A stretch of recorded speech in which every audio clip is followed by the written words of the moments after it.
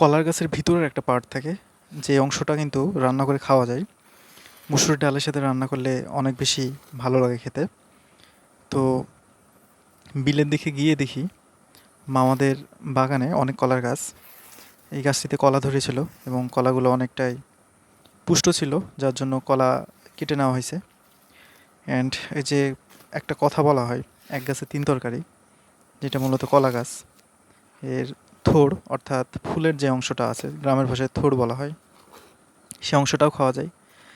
আবার কলার গাছের ভিতর থেকে এই যে নরম অংশটা বের করা হয়, যেটাকে গ্রামের ভাষায় কাঞ্জাল বলা হয়, আমাদের গ্রামের ভাষায় বলে।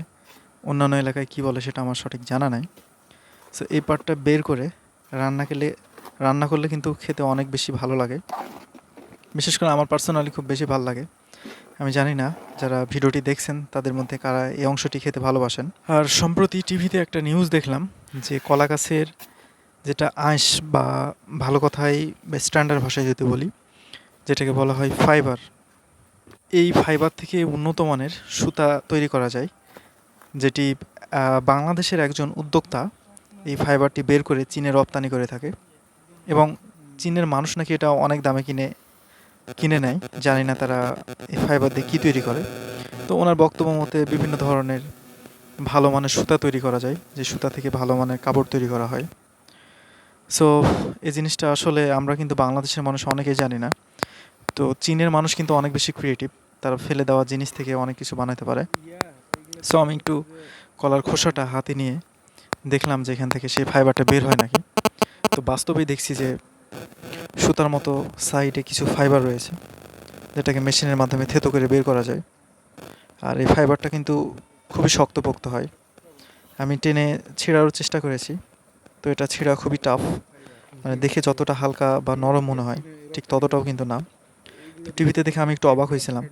সো বাস্তবে একটু প্র্যাকটিক্যালে নিজে পরীক্ষা করার জন্য সেখান থেকে কয়েকটা ফাইবার আমি বের করি, এই যে দেখতে পাচ্ছেন, এবং ফাইবারটাকে বের করে দেখি যে আসলে কি এটা শক্তপোক্ত কিনা। তো কয়েকটা ফাইবার বের করে টেনে ছেঁড়ার চেষ্টা করি, সেটা কিছুক্ষণের মধ্যে আপনাদেরকে দেখাবো ভিডিওতে।